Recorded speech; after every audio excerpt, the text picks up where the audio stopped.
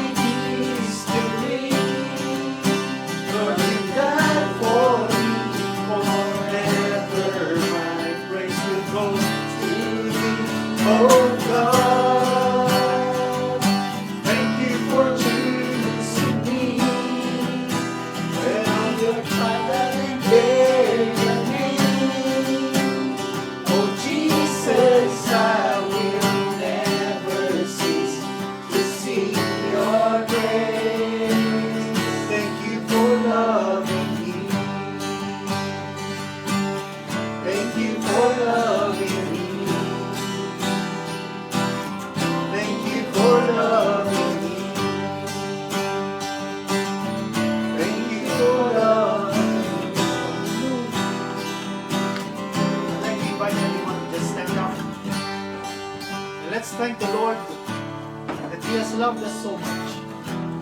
Hallelujah. Yes, Lord, we lift up the song to you as our prayer. We want to thank you, Lord, that you have chosen us before the foundation of the world to be a part of your family, Lord. Hallelujah. We want to thank you, Lord God, that you loved us. We loved you, Lord, because you first loved us. And we are so thankful, Lord God, for your finished work on the cross. Thank you, Lord Jesus, that you died for us, for our sins, that we may have peace with God.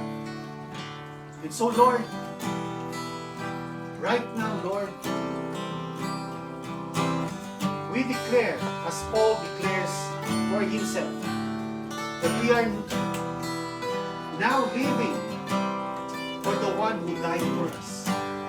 Our lives are yours, Lord. Again, this time, Lord, we just want to dedicate our lives to you again. Lord, we are yours, and you are ours forever. Thank you, Lord Jesus. Thank you, Lord God, our Father,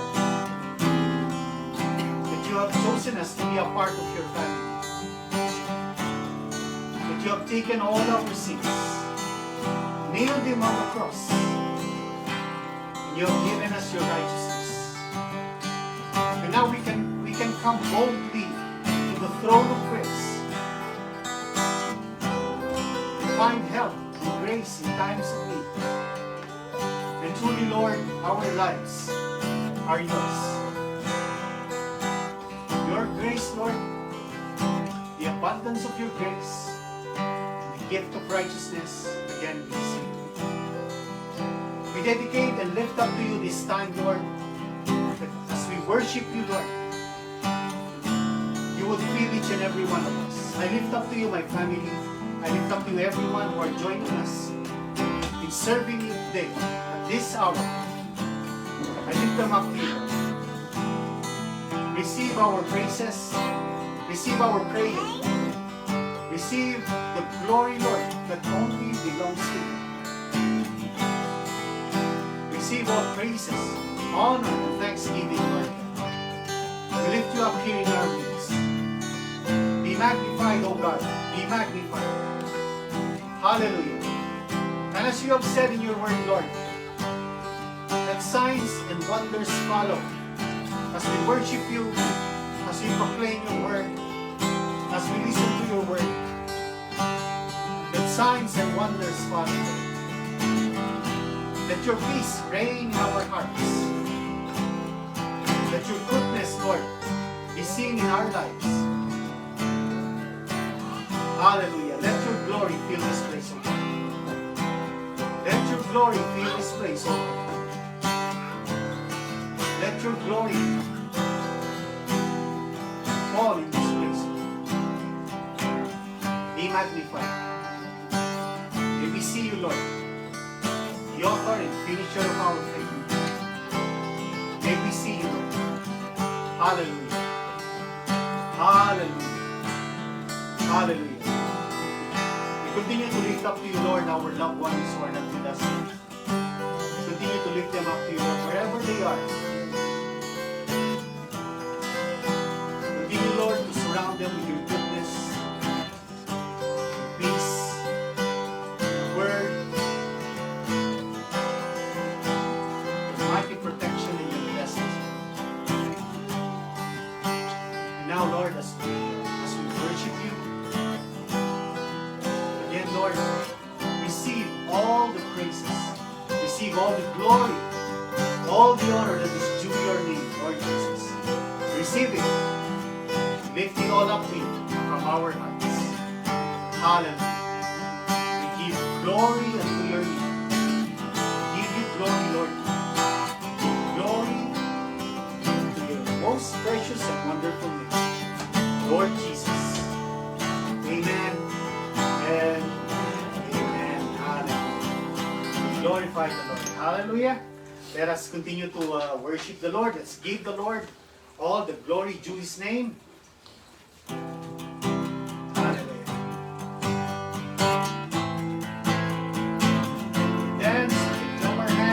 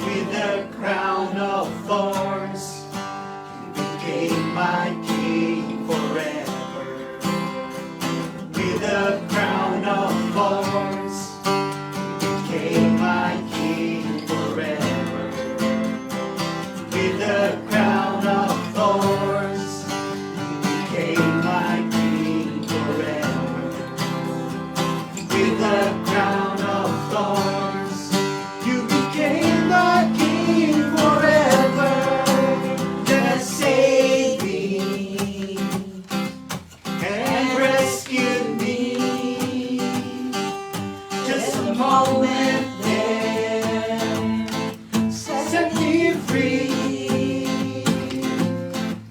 that saved me and rescued me. Just a moment there set me free. I give you glory, give you glory, glory, give you glory, glory, give you glory, glory. Jesus, I give you glory, Lord. I give you glory, glory. I give you glory, glory. Give you glory, glory. Jesus, I give you glory. I give you glory, glory. Give you glory, glory. Give you glory, glory. Jesus, that saved me. That saved me and rescued me. Just a moment there set me free. That saved me. Yours that saved me and rescued me. Just a moment there set me free. I give you glory, Lord. I give you glory, glory. I give you glory, glory. I give you glory, glory. Jesus, I give you glory. I give you glory, glory. Give you glory, glory. Give you glory, glory. Jesus, I give you glory. Give you glory, glory. Give you glory, glory. Give you glory, glory. Jesus. Yes, Lord, hallelujah. We give you glory. We give you all the honor and praises, Lord Jesus. And we continue to worship you now and forever, Lord. We will worship you. And we cannot wait, Lord, to worship you together with all the angels and the saints. Hallelujah. Be glorified, O Lord. You are worthy to receive all glory, honor, and praises, O Lord.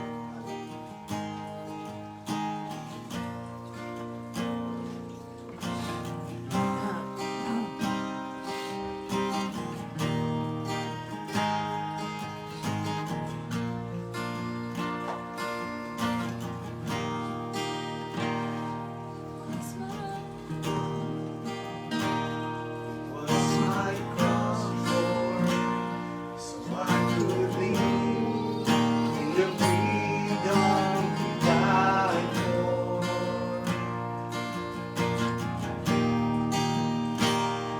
Now my life is yours, and I will sing of your goodness forevermore. Worthy is your name, Jesus. You deserve the praise. Worthy is your name. Worthy is your name, Jesus.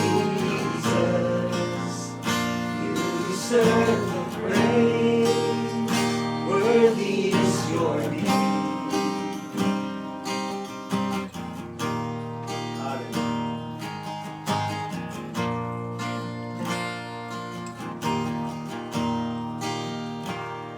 Now my shame is gone.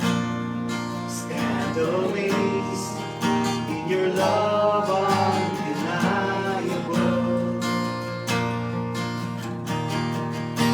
Praise goes on and on. I will sing your goodness forevermore. Worthy is your name, Jesus. You deserve praise. Worthy is your name. Worthy is your name, Jesus. You deserve praise. Worthy is your name. Worthy is your name, Jesus. You deserve praise. Worthy is your name. Worthy is your name, Jesus. You deserve praise. Worthy is your name.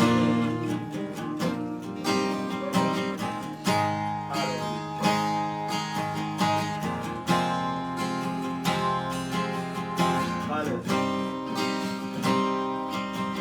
Be exalted now in the heavens. Be exalted now in the heavens. As your glory fills this place, you alone deserve our praise. You're the name above all names. Be exalted now in the heavens. As your glory fills this place, you're the name above all names. Be exalted now in the heavens. As your glory fills this place, you alone deserve our praise. You're the name above all names. Be exalted now in the heavens. As your glory fills this place, you alone deserve our praise. You're the name above all names. Be exalted now in the heavens. As your glory fills this place, you alone deserve our praise. You're the name above all names.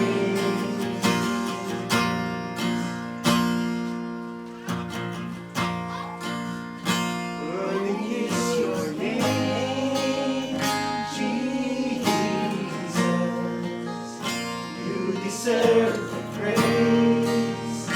Worthy is your name. Worthy is your name, Jesus. You deserve the praise. Worthy is your name. Worthy is your name, Jesus. You deserve the praise. Worthy is your name. Hallelujah. Yes, Lord.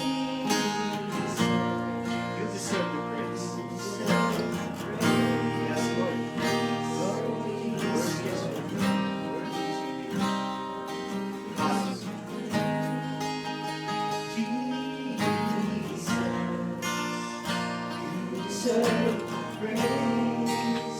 Worthy is your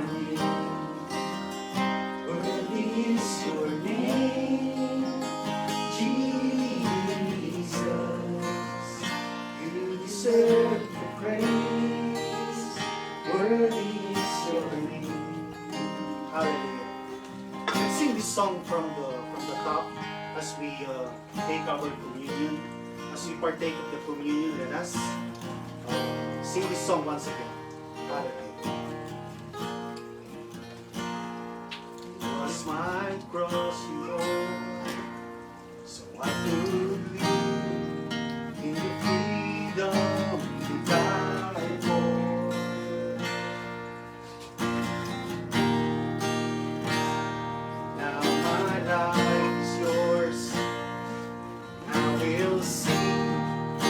Your goodness forevermore.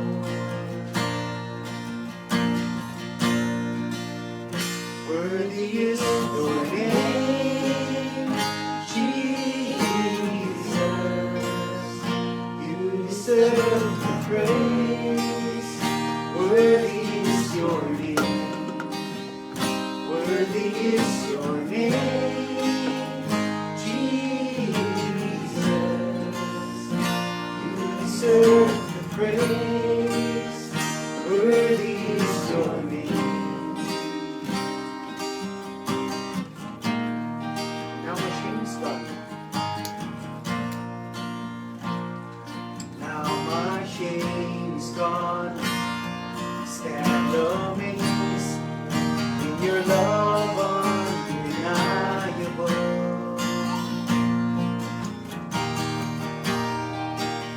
Grace goes on and on. I will sing of your goodness forevermore. Worthy is your name, Jesus. You deserve the praise. Worthy is your name.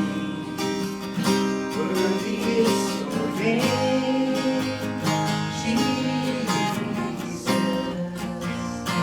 You deserve the praise. Worthy is your name. Hallelujah. Let us all lift up the bread. Hallelujah.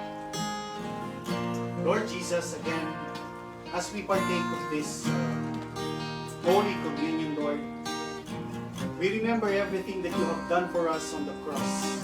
That before you went to the cross, you went to the scourging post. Your body was broken, your body was wounded and bruised. All of this so that our bodies now will be made whole. You said in your words, Lord, that you took all our infirmities, our sicknesses, and carried all our pains. The chastisement of our peace was laid upon you, and by your stripes we are healed.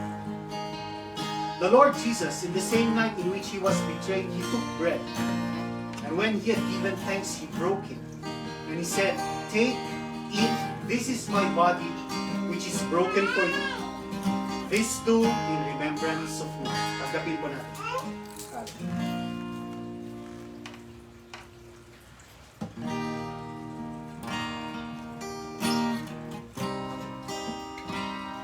Hallelujah. Now let us lift up the cup. Hallelujah, Lord. Again, we lift up this cup. Remembering, Lord, that you said in your word, that this is the cup of the New Testament in your blood. Lord Jesus, you hung on the cross. Blood flowed out from your head to your body, to your feet. And all of this, Lord, to wash away all our sins. Truly, Lord, you took all our sins, laid it up on your body, and hung it on the cross. You took all our sins, you forgave all our sins, the past, the future, the present, and even the future sins, Lord. You have forgiven us. All of this, Lord, you have done, and now we have peace with God. You who knew no sin was made sin for us, that we might be made the righteousness of God in Christ Jesus. After the same manner, the Lord Jesus took up the cup when he had supped, saying, "This cup is the New Testament in my blood. This do ye as oft as you drink it in remembrance of me." Let us receive.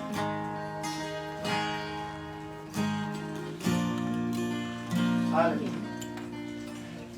Hallelujah. Lord, we discern your body. Lord, your body that was broken for our wholeness. And so, Lord, right now, we just proclaim, we just confess, and lift it all up in the name of the Lord Jesus Christ. We are healed in the name of the Lord Jesus Christ. By his stripes, we are healed. We continue to lift up to you even all our brothers, Lord, who are suffering from infirmities right now. Lord, we lift up to you, Pastor Silver, who is not with us right now. But Lord, surely, Lord, he has received you. He has received the wholeness from your word, that by your stripes we are healed. And we continue to lift him up to you, Lord, and asking that you lay hands on him, that everything that doesn't belong in his body be removed right now. And we proclaim healing right now. Your words are not bound, Lord. Your spirit is not bound. You are not bound. And so, Lord, again, we proclaim healing to everyone who are in need of healing. We lift them all up to you, Lord. Again, we thank you, Lord, that you have made us the righteousness of God in you, Lord Jesus. And so now, Lord, receive all our praises. Receive all the glory due to your name. Receive, Lord, all the thanksgiving. Thank you, Lord, for receiving even our songs. Truly, you are worthy. Truly, you are worthy. We love you, Lord. Hallelujah. Hallelujah. Let's sing, worthy is your name. Hallelujah. Worthy is your name, Jesus. You deserve the praise. Worthy is your name. Worthy is your name, Jesus. You deserve the praise. Worthy is your name. Worthy is your name, Jesus. You deserve the praise. Worthy is your name. Truly, you are worthy. You are worthy. Only you deserve all the glory, all the praises of your people. Only you deserve all honor, praises, and thanksgiving. And we will do this, Lord, until we see you face to face. Throughout eternity, Lord, this is what we will do. We will give glory to your name. We will praise you. Hallelujah. We love you, Lord. Again, all of this we do in the matchless and precious name of our Lord Jesus Christ. Let everyone say amen. Amen. Hallelujah. Praise the Lord. Praise you, Lord Jesus. Hallelujah. Hallelujah. Amen. Hallelujah. Just want to thank the Lord for gracing us with His presence. In His word, He said, where two or three are gathered together in His name, He is there in the midst of them.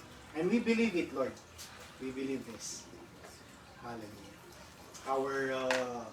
Our baby sister has moves. Huh?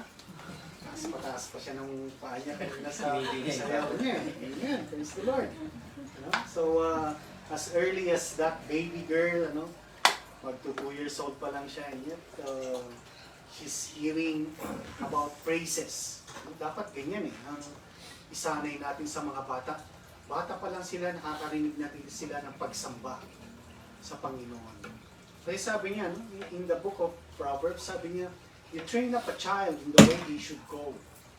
And when they are old, when they grow, sabi niya, they will not depart from it. And that is true.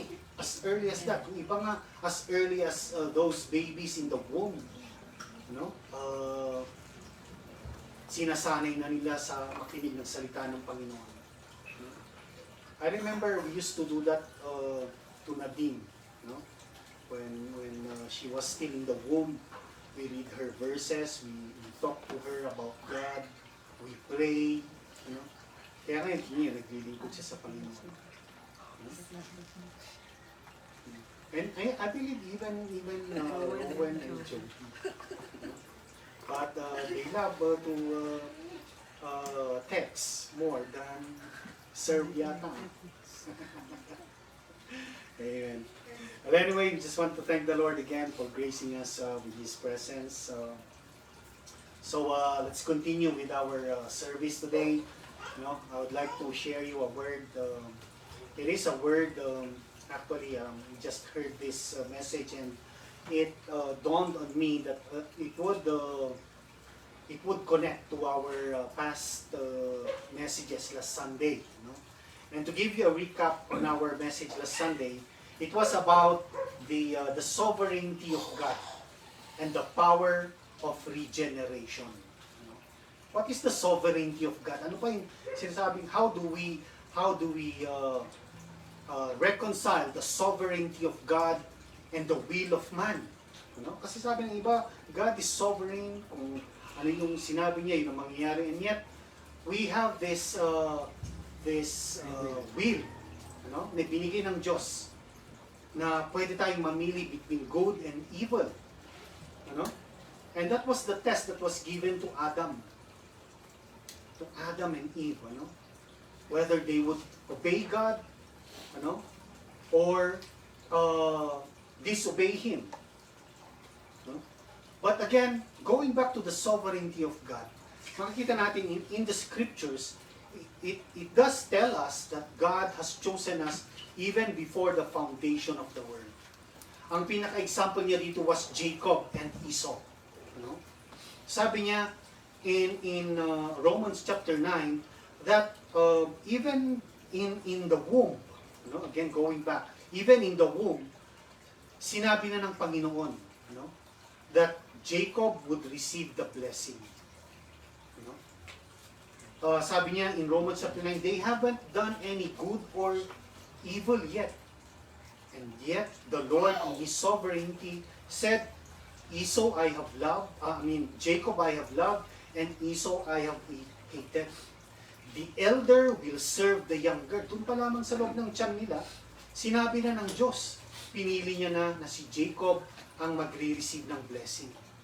And that is the sovereignty of God. And that's why He said to Moses, I will have mercy on whom I will have mercy, and I will have compassion on whom I will have compassion. That is a very strong statement of God. Sinasabi niya, maawa ko kung sinong gusto kong kaawaan. And I will have mercy on whom I will have mercy. And Paul continues to write, in Romans chapter 9, sabi niya, is there unfairness with God because of that? No, there's none. Considering that God sees, He is in the past, in the present, and even in the future. Nandun na ang Panginoon natin. Alam niya. And He knows our hearts. He can see our hearts. Okay? Nakikita na po yun. And that is the sovereignty of God. If we will hold on to that sovereignty of God and say in our hearts, in our prayers, Lord, be sovereign in my life. And that connects our will into the sovereignty of God. Naintindihan niyo ba yun? Meron tayong kalooban din. Kung ang kalooban din natin ay ang magpasakop talaga sa kapangyarihan ng Diyos, sa kanyang sovereignty, sa kanyang paghahari, sa kanyang pangunguna. If we will allow God to reign in our lives, yan yung sinasabi niyang sovereignty ng Diyos and yung will ng tao. And tingnan nyo, if we can say that in prayer, that means it's not even us. Naintindihan nyo ba yun? Kapag nakaya nating sabihin sa panalangin natin, Lord, I give my life to you. Lord, be sovereign in my life. If we can pray that rightly, truly, from the heart, that is not even us. It is the Spirit of God leading us. And that is what we call the regeneration. Regeneration. You cannot be born again without being regenerated. Nauunang pagiging regenerated natin. Regenerate means to begin again, to be born from above, to start anew. Yan yung sinasabi niya, if anyone is in Christ, he is a new creation. He is a new creature. That is the regeneration. Kung bagong nilalang ka, then you can be able to pray that prayer. Lord, be sovereign in my life. But if you have not been regenerated, sabi niya in the scriptures, the natural man does not receive the things of God nor can he. Hindi kaya ng natural man na manalangin ng ganon. Hindi kaya ng natural man na sabihin niya sa kanyang, from the heart, from the heart that, Lord, I want you to reign over my life. Kaya sinabi ng Panginoon, nakita ng Panginoon many will say to me on that day, Lord, Lord. You know? And I will say unto them, I never knew you. Why? Because not everyone who calls him Lord will enter the kingdom of heaven. Maraming peke. There are people who say Lord, and yet they have not been regenerated. Hindi tunay yung pagkakasabi nila ng Panginoon, Panginoon. So that is just a recap on what we discussed last Sunday. You know? Sayang lang hindi natin na-record yun. But I hope I hope I can say this again, in another preaching. Kasi going back, gusto ko lang dugtungan pa ito. Ang isang example natin about a regenerated being is that ang example natin doon is yung isang baboy. Yung isang baboy, pag binigyan mo ng pagpipilian niya, yung mud and trash between the good food or the clean food, ang pipiliin niya dun sa mud, dun sa trash. Kakainin niya lahat yun. But then, sabi ko, if I had the power to change this swine, this pig, into a human being, matapos siyang kainin lahat yung mga basura na kinain niya, at ginawa ko siyang, if I have the power, ginawa ko siyang tao ngayon. He is a new creation. Ano sa tingin niyo mangyayari pag nakita niyang yung mga kinain niya ay basura? Isusuka niya lahat yung mga kinain niya. That is an example of a regenerated being. A regenerated person, a born-again person, ayaw niya nang balikan yung mga basurang kinalakihan niya. Isusuka niya ito. Isusuka niya ito. So tingnan natin, tayo ba isinuka na talaga natin yung mga buhay natin? Tulad ng sabi niya sa scriptures, you were once like this. Lahat tayo, we were once like that swine that loved the world, that loved everything, all the trash in the world. Ganon din tayo, sabi ni Paul, sabi sa scriptures, we were once like that. Once, we were. Past tense. Sinasabi niya, ngayon hindi na. Because we are in Christ, we are a new creation. A new creation, a creation that never existed before.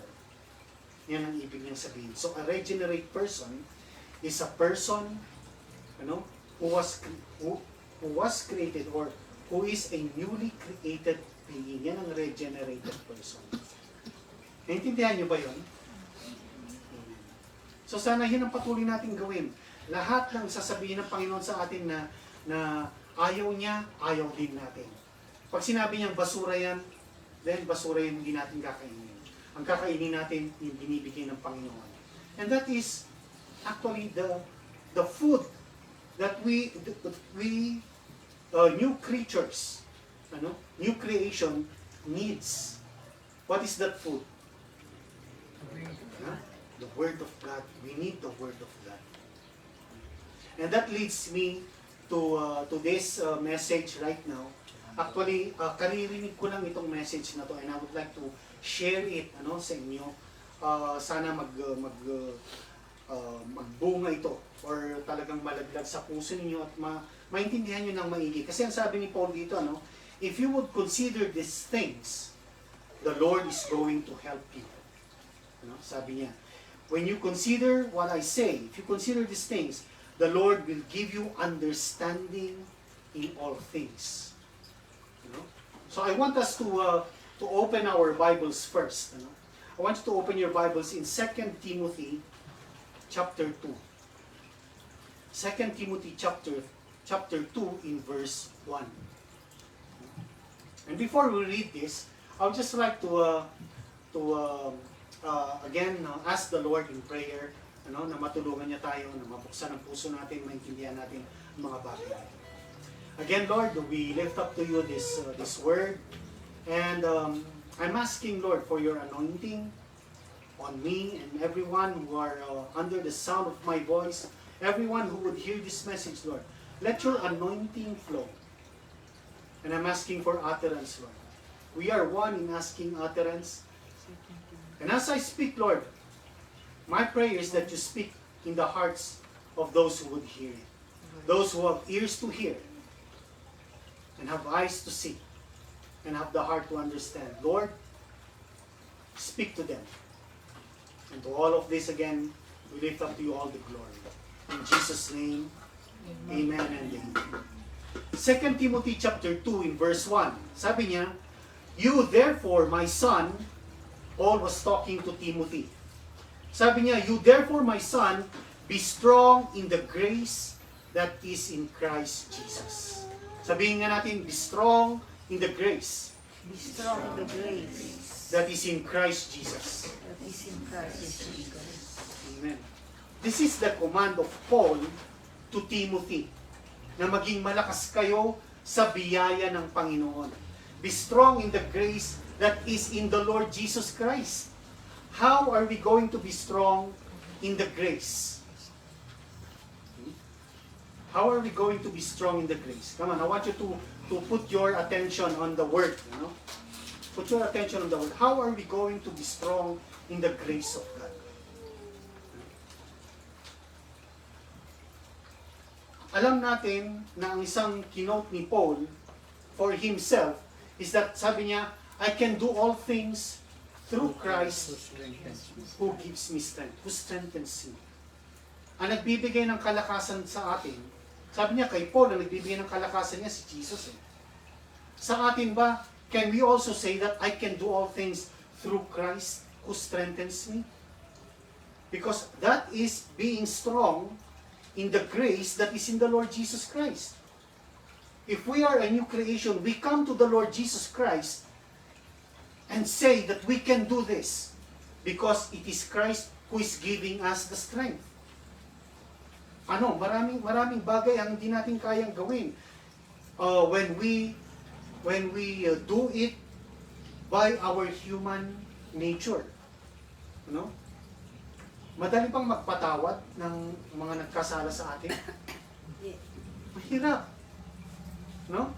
When they slap you on the right, sabi niya, you give your left. Madali ba yun? Ibigay mo uli yung kaliwang pisngi mo? Mahirap yun. But then, tulad nga ni Paul, sabi niya, I can do all things through Christ who strengthens me. He went to his people, sa mga Jew. He went to the Israelites, and proclaimed the Lord Jesus. Marami ang naniwala, pero mas marami ang hindi naniwala. Masakit sa kanya yon. And yung mga hindi naniwala, yun pa ang nagpahamak din sa kanya. Stephen preached the Lord Jesus Christ. And then he saw the Lord Jesus. Anong ginawa sa kanya while he was preaching the Lord Jesus Christ? He was stoned to death.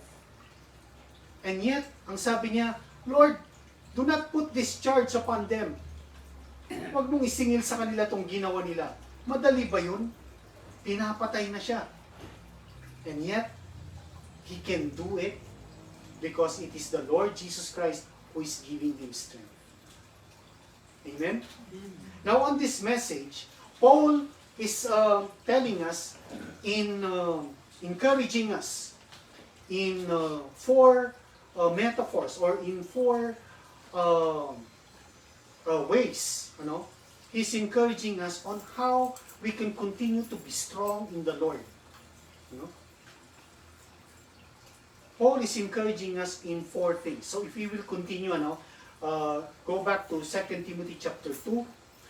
Again, in verse 1, sabi niya to Timothy, you therefore, my son, be strong in the grace that is in Christ Jesus. Verse 2, and the things thou hast heard of me among many witnesses, the same commit thou to faithful men, who shall be able to teach others also. You therefore endure hardness as a good soldier of Jesus Christ. No man that wars entangles himself with the affairs of this life, that he may please him who has chosen him to be a soldier.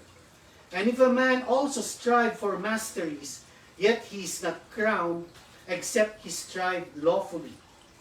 The husbandman that labors must first be partaker of the fruits. Consider what I say, and the Lord give you understanding in all things. Dito makikita natin gumamit ng 4 na metaphors si Paul para i-encourage tayo. Ano yung mga 4 na yun? First is a teacher, a witness, and then second is a soldier, and then third is an athlete, and then the fourth is a farmer.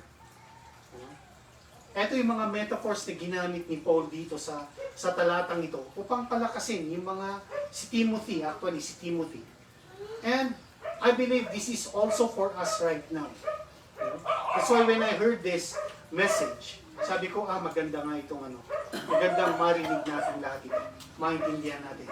And yet, there is a promise of the Lord here. If you consider these things, the Lord will help you, will give you understanding in all things. Kapag kinonsider natin ito, so, put your heart and mind on this. Consider it. First, sabi niya, in verse 2, the things that thou hast heard of me among many witnesses, the same you commit to faithful men who shall be able to teach others also.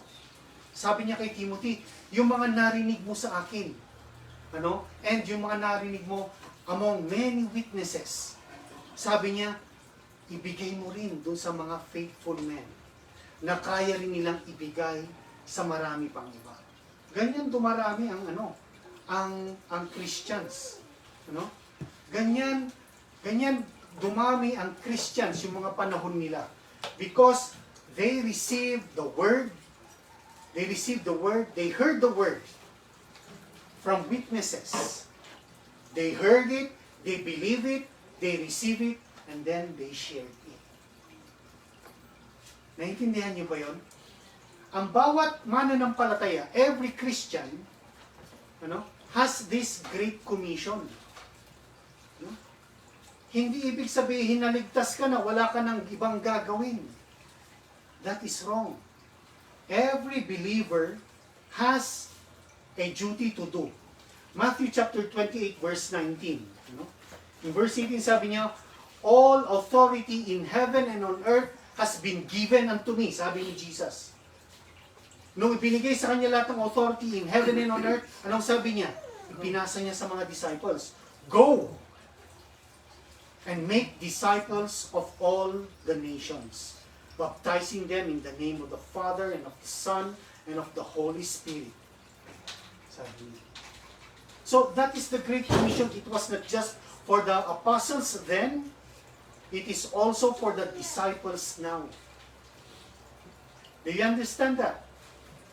Para lumago, para makatulong tayo sa ministry. Although hindi kailangan ng Panginoon ang tulong natin, but we have this responsibility. We have this commandment from the Lord that He said, you go. Go. In His name. In His authority. Sabi niyo, all authority in heaven and on earth has been given to the Lord Jesus Christ. Kaya, you go. You preach the gospel. Kung ano yung narinig ninyo, yun din ang i-share ninyo. Pero kanino natin i-share? Sabi niya, to faithful men who are able to teach others as well. Are you faithful believers? Ba't wala nag-i-amen? Amen. Ayaw niyo, Ha? Are we faithful believers? Amen. Then the word that you are hearing, tulad ni Paul, sinasabi ko sa inyo, the word, the things that you have heard of me among many witnesses, sa harap ng maraming witnesses, sabi niya, You commit also to faithful men. I am committing it also to faithful men like you. Anong reason nun? That you may be able to share it to others as well. Faith, you are to commit to give this to faithful men. Sabi niya, do not give your pearls, among the swines. Hindi alam ng baboy eh. Di ba? Yung example ko kanina, hindi niya alam ang mabuti, ang maganda, ang masarap doon sa hindi masarap at mabaho at dugyot. No?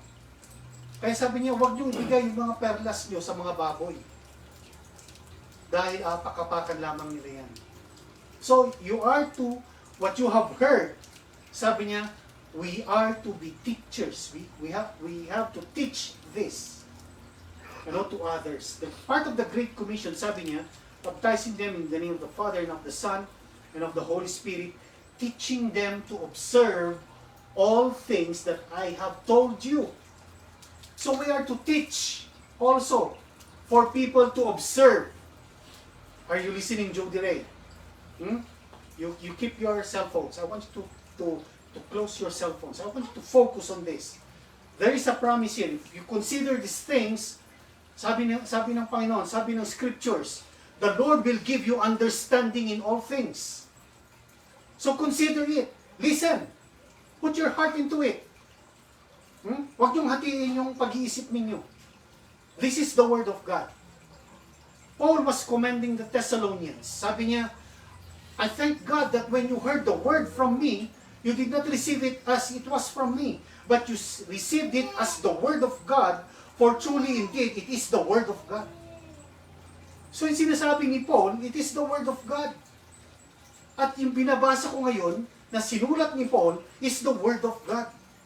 Receive it as the Word of God. Mahalaga ba na nakakarinig tayo sa Diyos? Amen. Yes! Yan ang pinaka-importante. Kung makakarinig tayo ng tinig ng Diyos.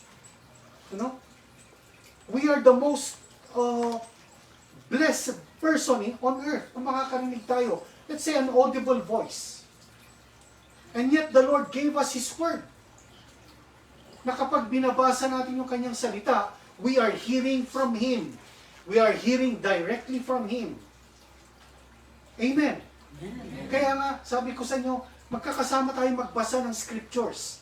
I send you the daily Scriptures na babasahin natin. Magkasama tayo nagbabasa nito. Because as we are reading the Word of God, we are hearing from God.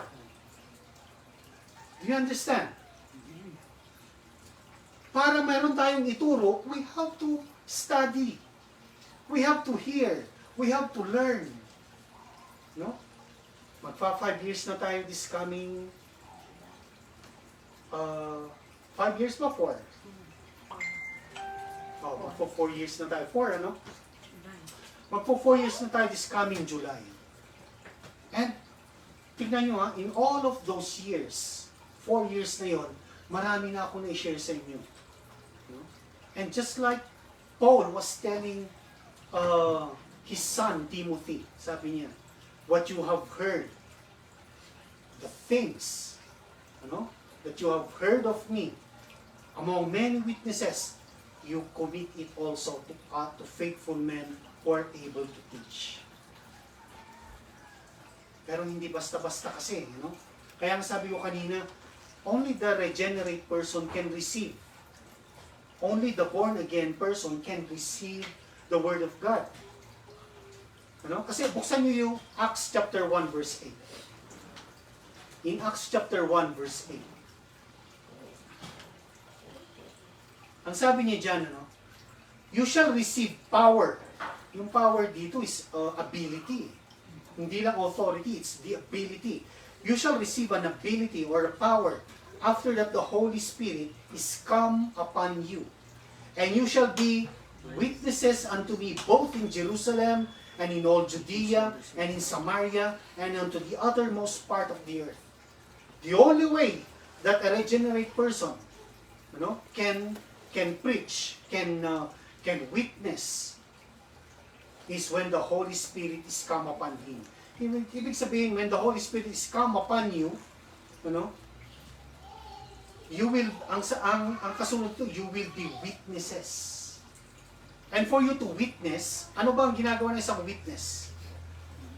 Ano ang sinasabi ng isang witness? Kung ano yung na-witness niya. Kaya nga witness siya in a court, Sabi ng totoo. kapag tinawag yung isang witness, ang sasabihin niya kung ano yung nakita niya at kung ano yung narinig niya. Same thing what the scripture is saying. The apostle said that what we have heard and what we have seen, that we declare unto you. The same thing that Jesus said. I came to tell you the things that I have heard and the things that I have seen. And yet you do not believe me, sabi ni Jesus. So ang sinasabi ko lang dito, if the Holy Spirit is in us and is come upon us, ang kasunod doon, we shall be witnesses. In Judea, in Jerusalem, Judea, in Samaria, and the uttermost part of the earth. Jerusalem dyan is our family. Yan yung inner circle. Were we able to witness with our family already? Lalong-lalo itong mga nanay. Sabi ni Peter, kayong mga nanay, sabi niya, you can, by your own deed, not by speaking, but by your own deed, be able to teach, be able to show, sabi niya, yung goodness ng Panginoon. That's why women are called, we Christian women are called the daughters of Sarah. The daughters of Sarah.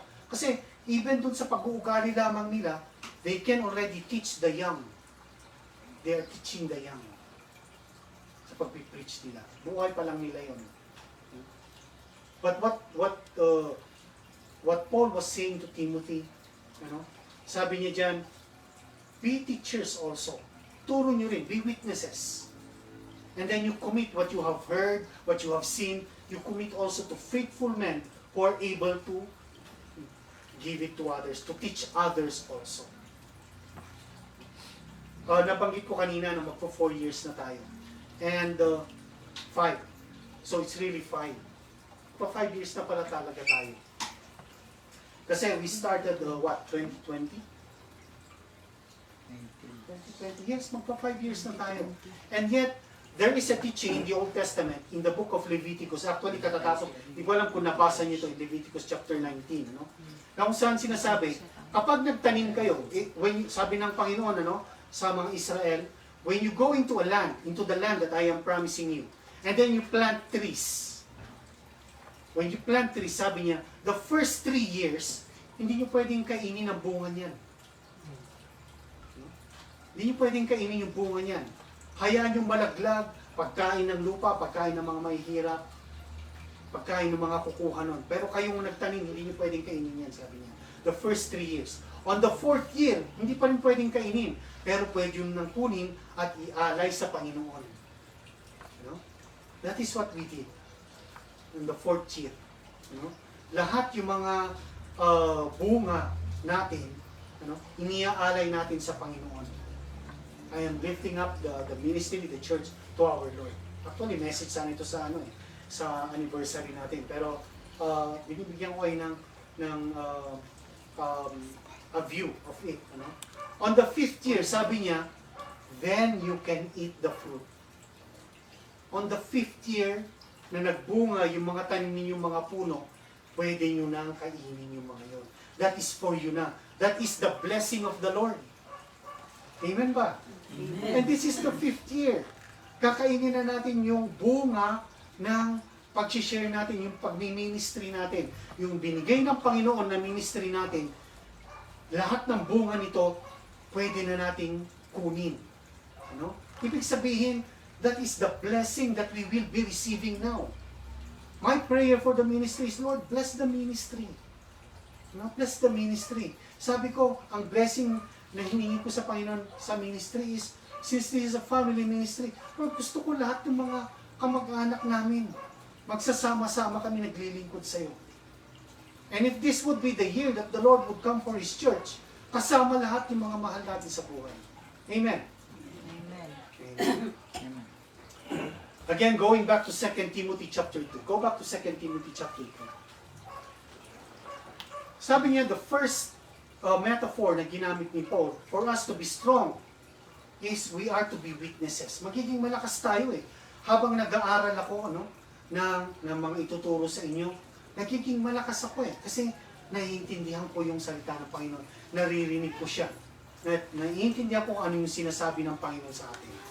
Now the second, sabi niya, in 2 Timothy chapter 2 in verse 3. Go to 2 Timothy chapter 2 verse 3. Sabi niya, you therefore endure hardness as a good soldier of Jesus Christ. What is the metaphor? A soldier, a good soldier of Jesus Christ. Sabi niya, as a good soldier of Jesus Christ, we are to endure hardness. Endure affliction. Doon sa ibang translation, it's endure affliction or endure suffering. Kasi meron at merong suffering na mararanasan tayo dito sa lupa. Being a Christian is not really easy. You will be persecuted, they will look unto you, at they will look at you, and look at the blemishes. Ang titignan nila sa inyo, kapag lumakad kayo ng matuwid, ang titignan ng marami, yung balentong na paglakad ninyo. Yung crooked. Yung blemishes. The blemishes of our lives. That is what people will look at. Kaya sabi niya, there will be scoffers in the end times. Sasabihin, ano yung mga pinagsasabi ng darating ang Panginoon? Hanggang ngayon, wala pa rin. And yet, we are destined to have part in the sufferings of the Lord Jesus Christ. Amen. Kaya sabi niya, ang isang metaphor niya dito, as a good soldier, as a good soldier of Jesus Christ, we are to endure hardship, endure affliction. Kahit anong hirap ang buhay natin, ang sinasabi natin, anong sinabi ng Panginoon? I came that you might have life and have it abundantly. Kahit na hirap ka, hindi, sabi ng Panginoon, I am living in His abundant life. And yet, they will look at you, saan ang abundant life mo? Naghihirap ka nga eh. Hindi, yun ang sabi ng Panginoon eh. Mas mahalaga yung sinasabi ng Panginoon kaya sinasabi ng ibang tao. Amen ba yun? Amen. Endure affliction, endure hardship as a good soldier.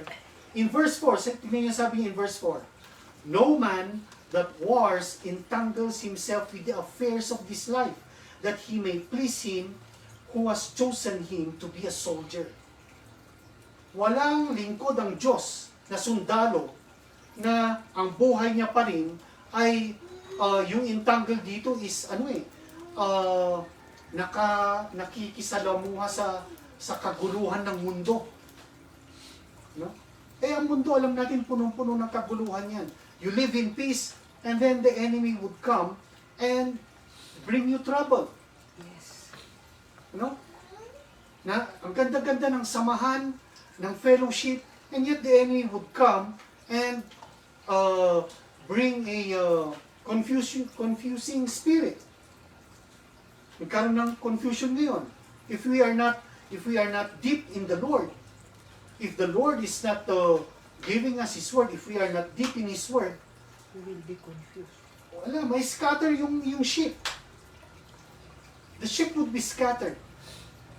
And that has always been the tactic of the enemy, to destroy the fellowship of the believers. To destroy the faith of believers. Even the very best people of God they experienced this. Hindi sila excuse sa mga bagay nito. The very best people of God, even Peter fell.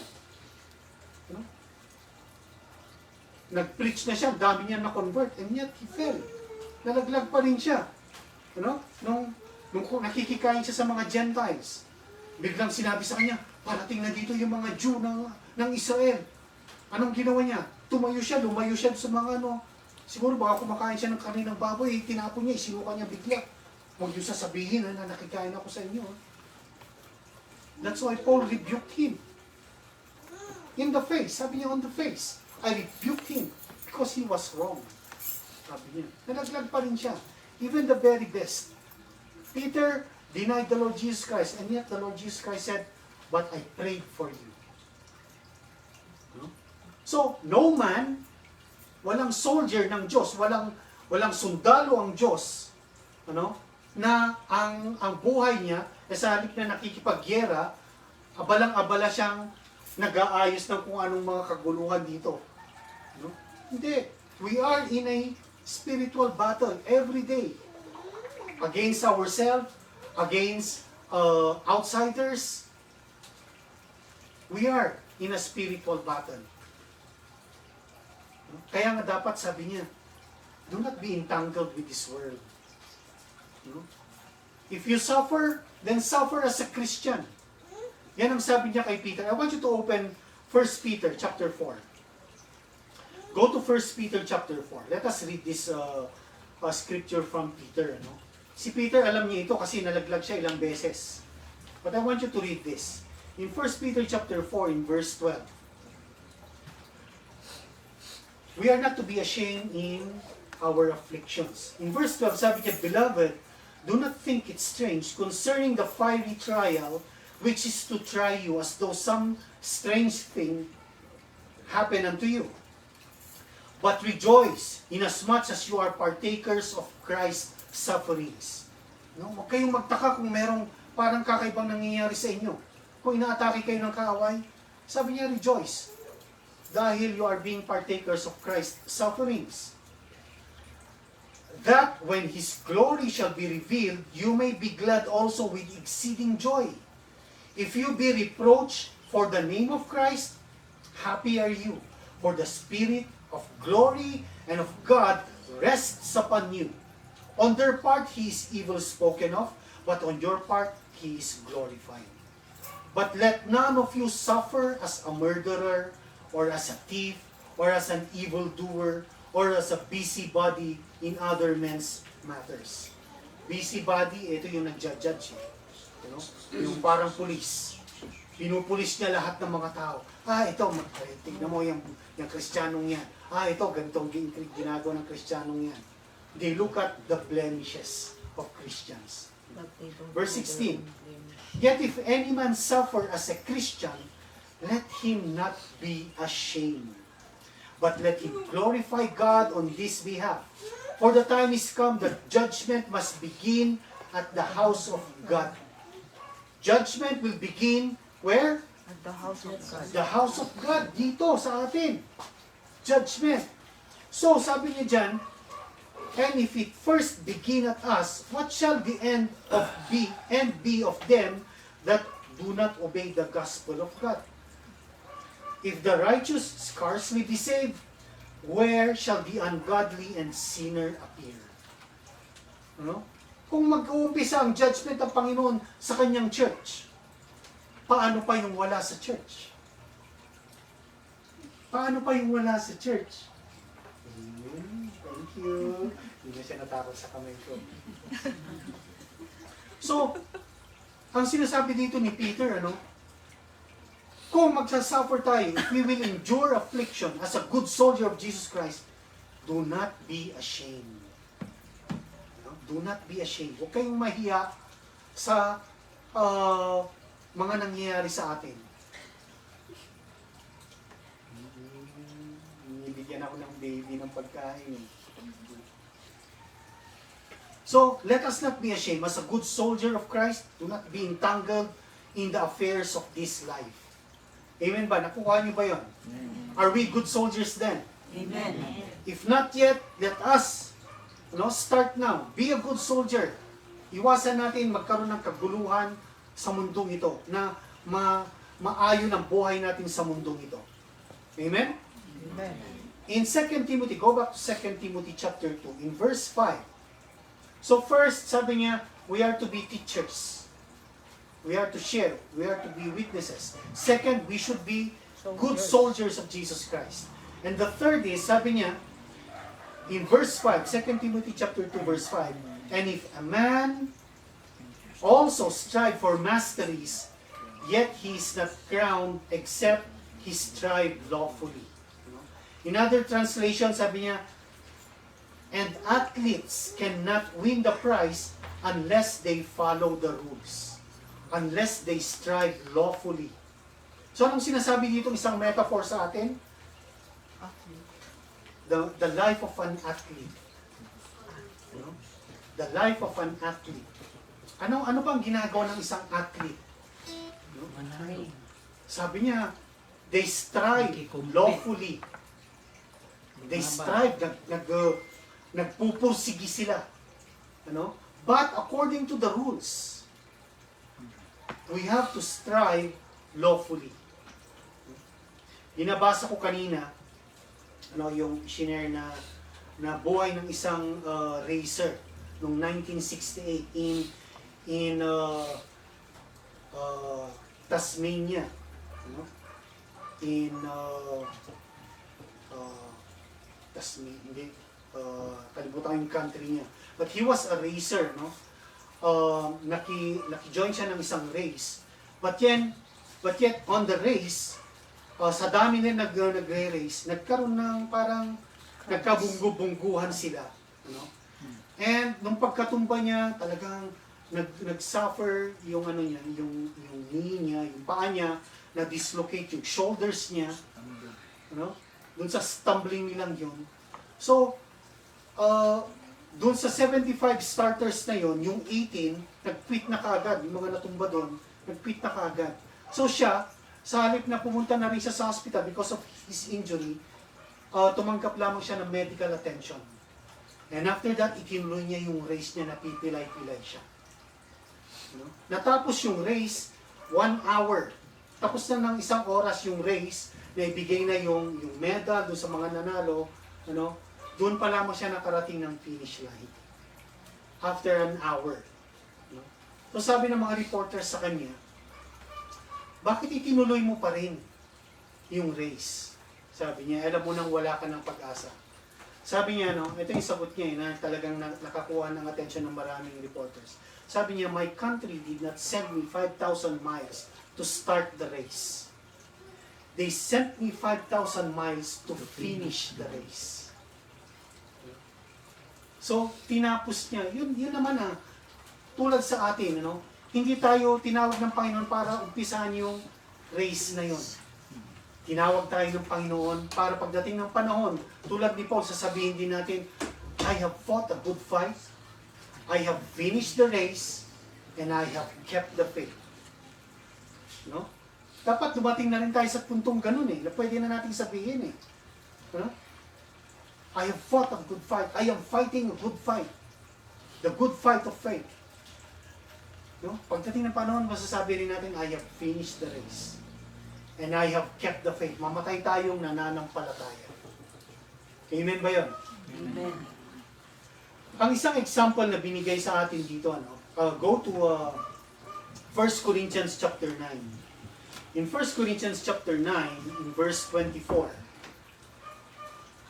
1 Corinthians chapter 9, verse 24. Sabi niya, don't you know that they which run in a race run all, but one receives the prize? So run, that you may obtain. And every man that strives for mastery is temperate in all things. Now they do it to obtain a corruptible crown, but we do it to receive an incorruptible crown. I therefore so run, not as uncertainly, so I fight, not as one that beats the air, but I keep under my body and bring it into subjection, lest that by any means, when I have preached to others, I myself be a castaway. Anong sinasabi ni Paul dito? Marami ang tumatakbo sa race. At kapag tumakbo sila sa race, isang punteriya nila, makuha nila yung prize, yung reward, yung crown. In the Old Testament, in the Roman times, ito yung nakakatanggap sila ng, anong tawag dito, yung wreath na nilalagay na parang mga dahon sa mga tenga nila. Yun pinaka-reward eh. They do it, sabi ni Paul, to obtain a corruptible crown. But we are doing it, we are running a race that we may receive an incorruptible crown. Amen ba yun? No? So, run, tapusin natin yung race. Kung pumasok ka sa race na to, tapusin mo. No? Paano natin tatapusin? Sabi niya, one who runs a race, an athlete, sabi niya, is temperate in all things. May disiplina siya. May disiplina kasi hindi madaling magbasa ng Bible. Hindi madali ang mag-pray. Hindi madali ang mag-share ng word. So you have to discipline yourself. Sabi ko, pagdating sa word, focus kayo. You focus on the word. You read the word every day. Kaya nga binabasa natin yung scriptures every day. Pwede ba natin sabihin, ang church na to, every day nagbabasa ng Bible? Amen.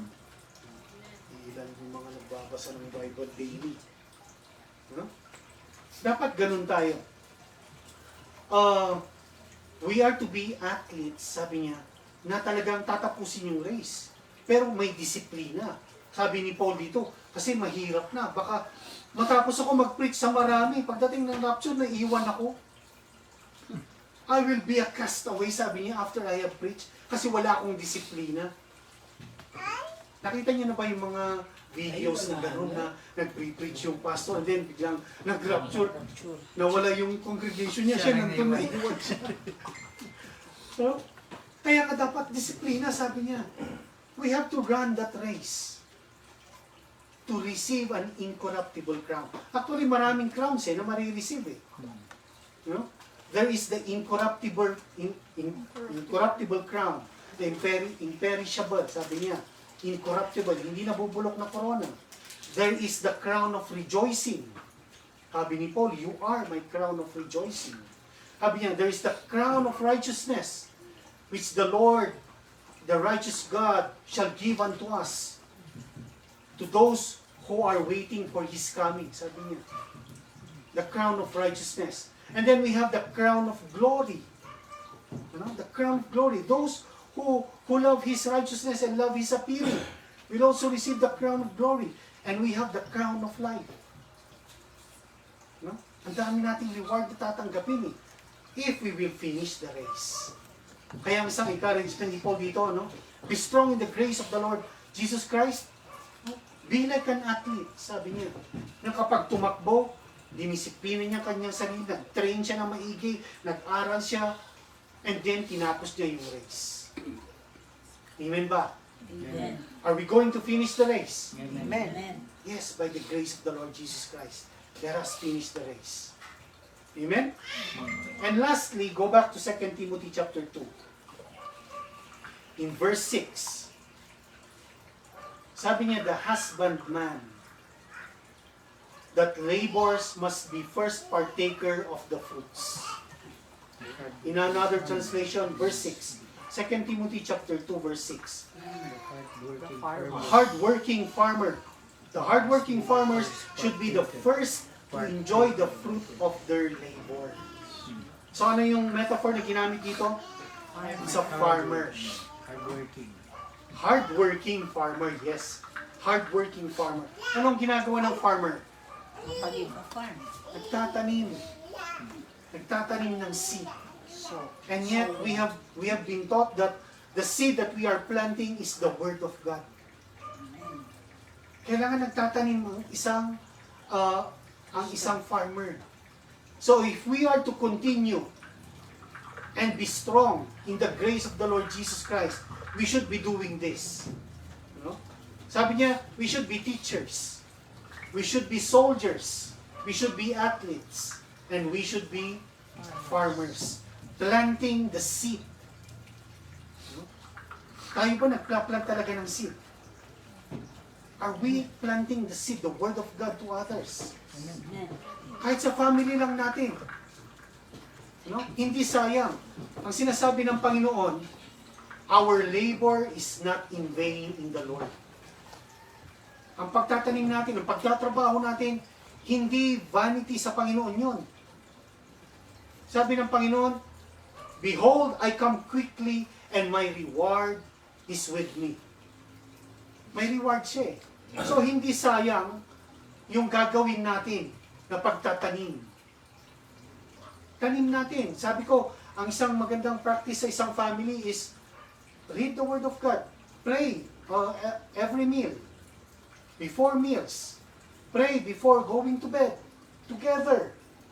Or have a Bible study. Have a Bible study. Huwag natin kaliligtaan yun. Huwag natin kalimutan yun dahil hindi sayang. No? Sabi ko noon, we were having this Bible study every night. 1 chapter a day. Nagbabasa kami ng 1 chapter a day. Sabi ko, kakaiba tayo. Because we are doing this. And yet, came a time na natigil. No? Natigil kami. Because of other affairs of this life. Busy yung mga anak ko sa pag-aaral nila. Ano? Walang time. Late na matapos mag-dinner. No? So that is not being disciplined. No? A disciplined athlete, sabi niya, meron siyang oras na nagtre-train. No? Meron siyang oras na para sa pag-aaral niya. No? Rightly dividing the time. Naalala ko tuloy yung laban ni Manny Pacquiao at saka ni sino yun, yung talagang second round pa lang, na-knockout na. Hatton. Si Hatton, no? Sabi doon, nung before yung mga practices ni Hatton, sabi niya, kayang-kaya ko si Pacquiao. So, ang ginagawa niya, sa halip na nagte-training siya, nagiinom, nagda-darts. Ano nangyari sa kanya pagdating ng laban? Hindi niya inaasahan ganun kalakas yung kalaban niya. No? Hindi ko alam kung napanood niyo yung latest na laban ng Team Lakay, si Fulayan? Hindi, yung maliit. Na ano? Si Pasyo. Pasyo. Ganda eh. No? So, parang pangatlong laban na rin nila yun. Ba't ba ako napunta ron? No? Pero sinasabi lang yung isang athlete, ano, na nag-train siya. Yung pangatlong laban na kasi yung second na laban nila, naging hindi na counted kasi na-disqualify yung kalaban niya. Kasi yung tinuhod niya sa ulo talaga yung si Pasyo eh. Di ba? Na-disqualify yun. Yet on the third, pinakita ni Pasyo because of his training. Nakita niyo, maganda pagkakabuild ng katawan niya, naging mas malakas siya pag nakita niyo yung laban na yun. And that is what we should be doing. Meron na ako, baby. Here, I have. Give to mommy. So, again, we are to be disciplined in these things. Even in planting a seed. Ano? Sabi ng Panginoon, through Paul again, sabi niya, neither is the one that plants and neither is the one that waters, because it is God who gives the increase. We are fellow workers with God in the vineyard. Fellow workers natin ng Panginoon sa pagtatanim. And actually, tayo, sabi niya, we are His vineyard. Tayo'y tinataniman ng Diyos para tayo rin ay magtanim sa iba. Naintindihan niyo ba yun? Ha? Is it coming to you? Yes. That we are fellow workers with God in planting, in farming. Amen. You know? In 1 Corinthians chapter 3, buksan nga natin 1 Corinthians chapter 3. 1 Corinthians chapter 3, in verse 6, ito yung sinasabi ni Paul, I have planted, Apollos watered, but God gave the increase. So then, neither is he that plants anything, neither he that waters, but God that gives the increase. Diyos lamang eh. Now he that plants and he that waters are one, and every man shall receive his own reward according to his labor. Yun yung may reward pa rin. Sa pagtatanim natin, there is a reward. Do we want to receive a reward? Amen. Yes. For we are laborers together with God. You are God's husbandry. You are God's vineyard. You are God's garden. tayo raw ay tinataniman ng Diyos. We are His garden.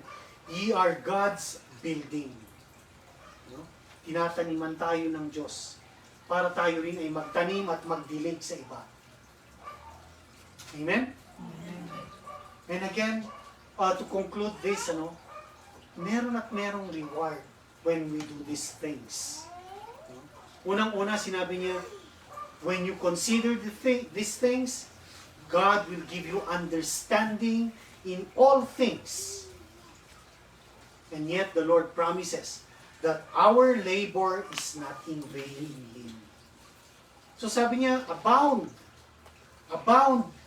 be steadfast, unmovable in all your ways. Continue to work. Continue to be a good soldier. Continue to be a good witness. Continue to be a good athlete. To continue to be a hard-working farmer. Amen ho ba? Amen. Naintindihan natin. Naintindihan natin yung sinasabi ng Panginoon sa atin so that we could always be strong in the grace of God. Amen. So, I pray that you all have received this word, not from me, but as the word of God, for truly indeed, this is the word of God. Amen? Amen. Let us all bow down our heads and let us pray. Hallelujah. Oh, hallelujah, Lord God. We praise you. We thank you, Lord. We thank you, Lord Jesus. Lord, again, you commanded us to come boldly to the throne of grace. The grace that is in you, Lord Jesus Christ. The grace that you brought into our lives. You came that we might have grace, that we may have the truth and grace that comes directly from you. And we are receiving it, Lord. We are receiving it. I pray right now, Lord, that everyone who has heard this message, Lord, learn and consider these things that you have sent us to be witnesses and teachers of your word, of your goodness, of your grace. That we are to be good soldiers, not entangling ourselves into the affairs of this life. That we are to be temperate in all things as a good athlete, expecting an incorruptible reward. And that we should continue, Lord, to sow your word and water them, and you will give the increase. You are our great reward. You are our portion, O God. You are our reward. And we are, Lord, expecting that as you help us do these things, as we wait for you, when we come to you face to face, when we see you face to face, you would say to us, good and faithful servant, come and enter into the joy of your Father. Lord, thank you so much that you have given us, Lord, the grace to be able to work in your vineyard, to be able, Lord, to run the race and finish the race. Not just start it, but finish it. And all of this, Lord, we are not getting any glory from this, but we are giving all the glory, all the honor, and all the praises to you, O God, in the matchless and precious name of Jesus our Lord. Amen. Are you blessed? Amen. Hallelujah. So now let's go to our giving, and I'd like to call on again Sister Glo to give us the word for the giving right now before we give our tithes and our offerings.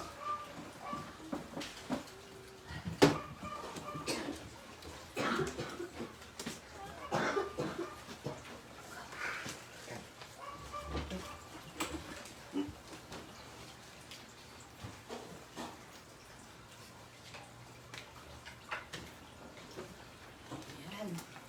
Napakaganda ng mensahe natin, diba? Amen. So blessed. Blessed na ba kayo? Amen. Ayan. Always blessed. So, garakin naman tayo sa ating giving. And we have Mark 12, 14 to 17. Ang title nito is Giving to God and Caesar. Mark 12. Mark 12. Start ko muna sa 14. Sabi niya dito. When they had come, they said to him, Teacher, we know that you are true and care about no one, for you do not regard the person of men, but teach the way of God in truth. Is it lawful to pay taxes to Caesar or not? Shall we pay or shall we not pay? But he, knowing their hypocrisy, said to them, Why do you test me? Bring me a denarius, that I may see it. So they brought it, and he said to them, Whose image and inscription is this? They said to him, Caesar. And Jesus answered and said to them, Render to Caesar the things that are Caesar's, and to God the things that are God's.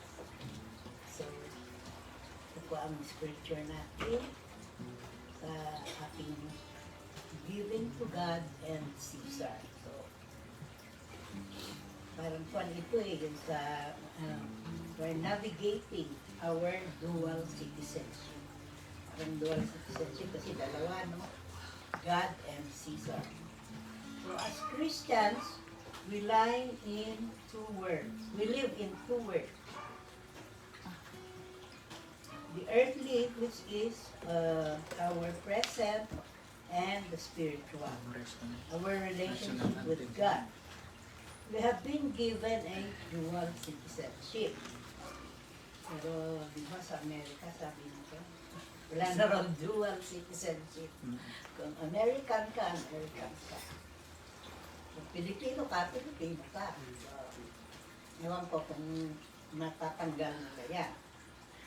And with the responsibilities to both God and society. This passage in Mark 12:17 reminds us that we should give to Caesar, or Caesar here is our government, that we should pay taxes. What belongs to Caesar and to God, our offerings, ganyan, our tithes and offerings, what belongs to God. So may question sabi dito, but what does this mean practically? And how do we navigate our dual citizenship and fulfill our responsibilities to both God and society?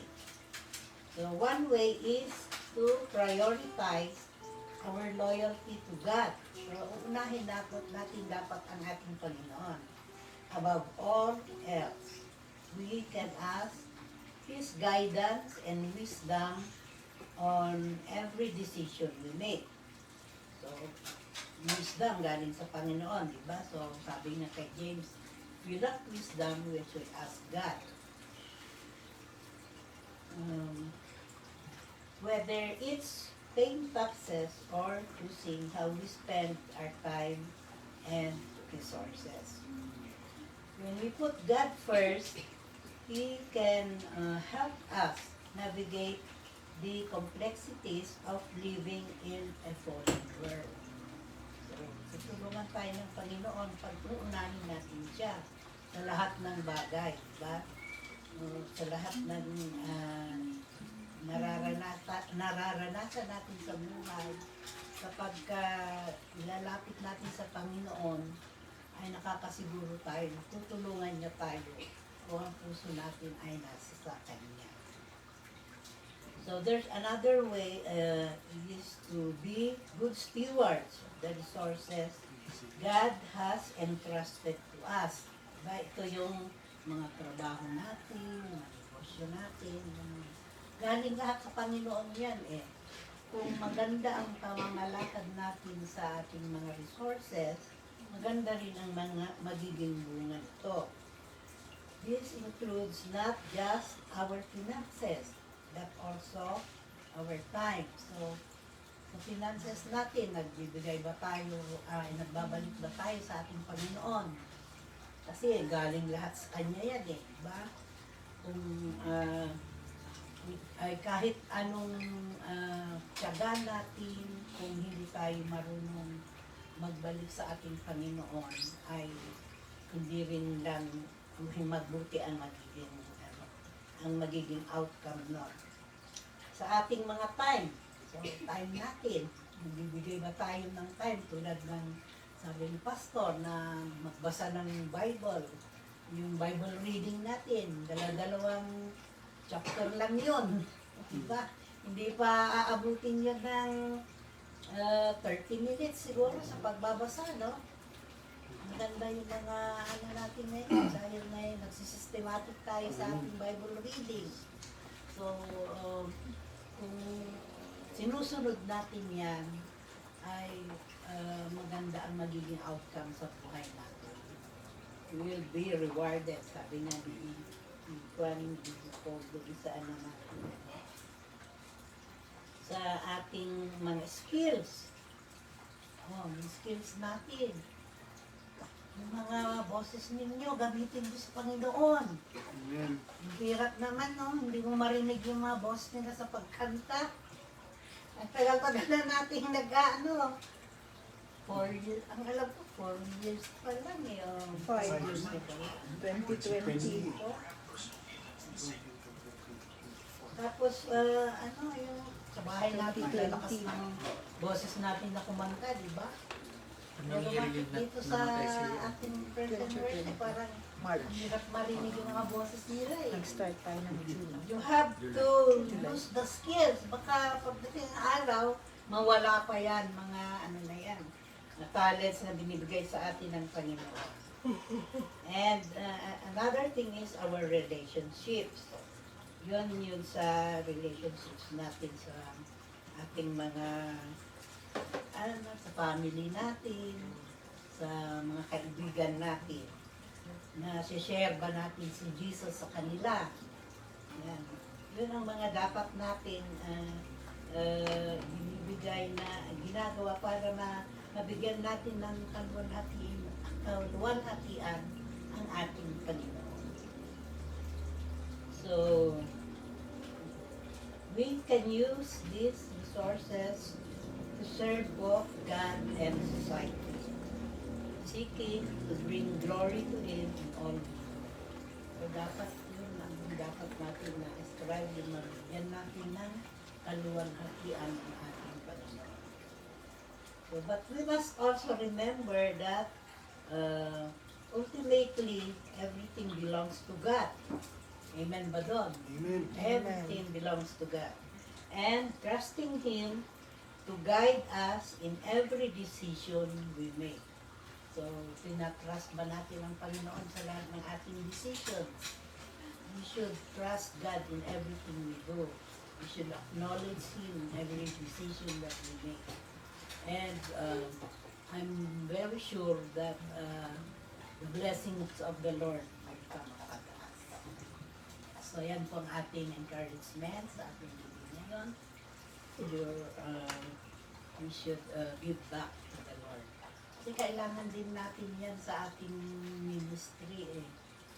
May mga pangangailangan din ang ministries natin. O malapit na naman ang ating anniversary. So, as early sana dapat nagre-prepare na tayo. Let us pray, bow down our heads, and let's pray.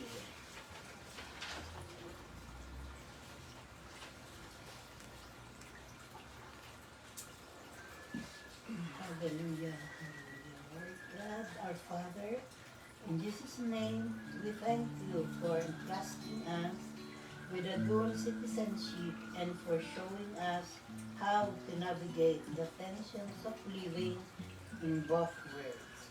Help us to prioritize our loyalty to you above all else and to be good stewards of the resources you have entrusted to us. May we never forget that everything belongs to you, Lord, and that our ultimate citizenship is in heaven. And we ask this in the most precious name of our Lord Jesus Christ, our Savior. Amen. Amen. Amen. Hallelujah. Let And as we give unto the Lord, let's sing and thank the Lord for all of His goodness. Give thanks with a grateful heart. Give thanks to the Holy One. Give thanks because He's given Jesus Christ, His Son. Give thanks with a grateful heart. Give thanks to the Holy One. Give thanks because He's given Jesus Christ, His Son. And now let the weak say, I am strong. Let the poor say, I am weak, because of what the Lord has done for us. And now, let the weak say, I am strong. Let the poor say, I am rich, because of what the Lord has done for us. Give thanks. Yes, Lord, we give you thanks for giving us the grace, Lord, to be able to give. If you have not given us first, Lord, we cannot give. But truly, you are faithful in providing for all our needs. You have prepared everything already for us to be able to be a blessing. And yet now, Lord, again, we just want to lift up to you all the glory for giving us, Lord, the grace to be able to give. We thank you in advance, Lord, because we can never outgive you. We know that you have blessed us again and again. And with this, Lord, we are truly thankful. And truly, Lord, we are grateful for everything that you are doing in our lives. Again, Lord, we lift up to you this service, and we thank you, Lord, for your word. We thank you, Lord, for your fellowship with us. And we thank you, Lord, that your grace is always upon us. We pray this in the matchless and precious name of Jesus our Lord. Amen. And I want you all to stand up now and receive the blessing of God. This coming week, this coming days again, lift up your hands unto the Lord. Receive the blessing. May the Lord bless you and keep you. The Lord make His face to shine upon you and be gracious unto you. The Lord lift up His countenance upon you and give you shalom, perfect peace. In Jesus' name, amen, and amen. Good afternoon.